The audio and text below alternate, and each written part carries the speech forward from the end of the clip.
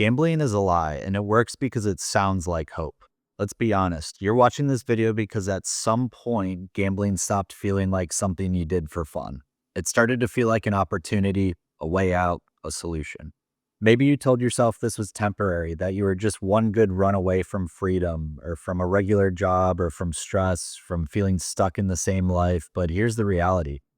Gambling doesn't give you hope, it sells it to you and it charges you interest. If you're new here, I want to be clear about who I am and why I'm making this. My name's Joe, and I struggled with gambling and depression for years. My last bet was April 16th, 2024. I try and make these videos because I don't want you to learn the hard way what gambling actually takes from you. And if you don't want to miss future videos about this and how it really works, make sure you subscribe. Now let's talk about the lie. The biggest lie gambling tells you is that it's a way to make money, that if you're smart enough, you're disciplined enough, patient enough, you can actually beat it. And maybe you've had some big wins before, and I'm talking like jackpots or 10-team parlays, right? Huge ones.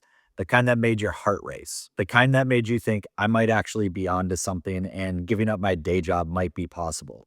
And again, for a moment, everything does feel possible, but be honest with yourself. Did those wins actually change your life, or did they just convince you that something even bigger was right around the corner? Because that's how the lie works. Gambling doesn't reward you for being good. It rewards you just enough to keep you believing. The casinos, sportsbooks, online betting apps, they're not designed to pay you. They're designed to keep you playing. And that leads to the part everyone knows, but very few people actually accept. The house always wins. It's like a concept you know in the back of your mind it always happens, but when you show up to the casino or you log into the sports betting app, you think this time will be different. Every sportsbook is built with one simple advantage baked in: the VIG. That's the fee you pay just to place a bet. And since I'm in the States, I'll use American odds. So minus 110 is the common one. And what that means is you're risking $110 just to win 100. Even when you win, you're not getting paid even money. You're paying a tax just for participating. And here's the part most people never actually look up. Those odds imply that you need to win about 52.38% of your bets just to break even. Not to profit, just to not lose. Now, I already know what some people are thinking. Yeah, that's why I don't bet minus 110. I only bet plus money. There's no VIG on that. Okay, let's talk about it. Say you bet a plus 150 line. That looks great, right? You risk 100 to win 150, but those odds imply something else. They imply that bet only needs to hit 40% of the time to break even. And that's exactly why sportsbooks are happy to offer it. Of course, they're not charging you a visible VIG on a bet that's way less likely to hit. They don't need to. Their edge is already baked in through probability. You're trading frequency for hope. Fewer wins, bigger payouts, and probably longer losing streaks. And this is where parlays come in. Parlays feel exciting because they promise massive returns, but all they're doing is stacking low probability events on top of each other. Each leg that you add reduces your chances exponentially. That's why sportsbooks love them. They're not a feature for you. They're a product for them. The more legs you add, the lower the true probability gets, even if the payout looks tempting. Different odds, but it's always the same outcome. And that's not bad luck. That's, again, designed. Gambling also doesn't just lie to you about money. It lies to you about control. One win can completely distort how your brain sees reality, and it starts to make winning feel normal, and your losses feel temporary, and it starts to feel like discipline is optional. That's something called the gambler's fallacy. It's the belief that past outcomes influence future ones in games of chance. And sportsbooks reinforce this constantly. You have winning streaks, this team is hot, boosted odds, live betting momentum.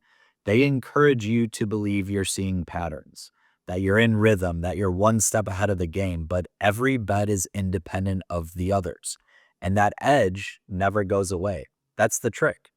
After a win, you feel invincible, like you've cracked something, like the rules don't apply to you. And after a loss, you feel urgency, anxiety, that need to get back to even. And suddenly gambling isn't about money anymore. It's about fixing a feeling. Your job should not feel like an emotional roller coaster. You shouldn't wake up not knowing if today ends in profit or life-changing debt. And yet that's what gambling turns you into.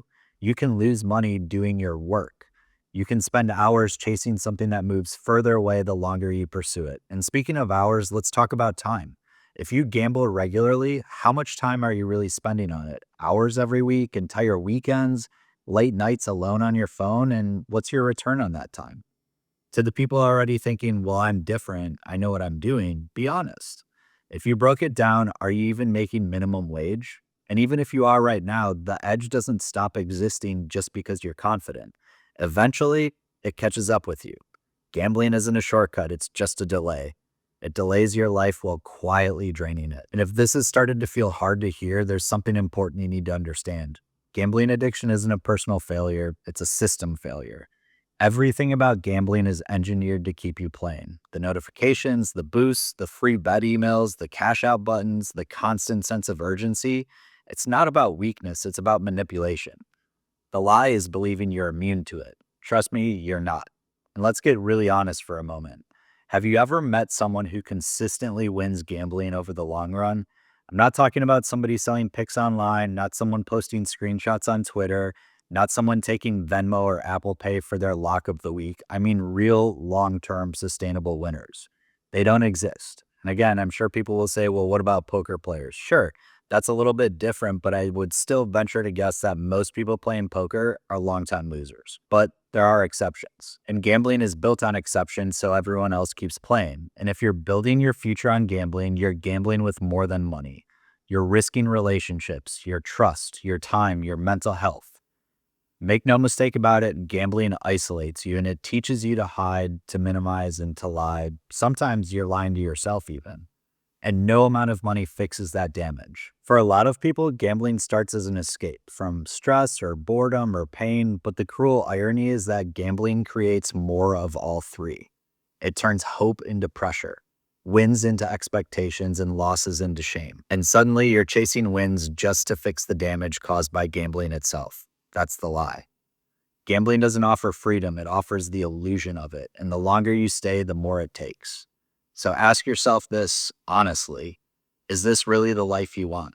Constantly chasing something that keeps moving further away, sacrificing your future for the promise of a jackpot?